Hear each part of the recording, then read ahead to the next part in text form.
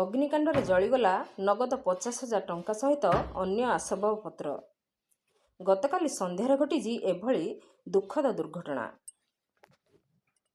ସୂଚନାରୁ ଜଣାଯାଏ, ଗଅଁଦିଆ ବ୍ଲକ ଅନ୍ତର୍ଗତ ସୋରିଷିଆପଦା ଗ୍ରାମପଞ୍ଚାୟତ ଅଧୀନ ରାମେଇଖମାର ଗ୍ରାମର ସ୍ୱର୍ଗତ ବସନ୍ତ ତିଉଙ୍କ ବିଧବା ପତ୍ନୀ ସାବିତ୍ରୀ ତିଉଙ୍କ 3 ବଖରା ଚାଳଘର ଅଗ୍ନିକାଣ୍ଡରେ ସମ୍ପୂର୍ଣ୍ଣ ଭାବରେ ପୋଡ଼ିଜଳି ପାଉଁଶ ହୋଇଯାଇଛି।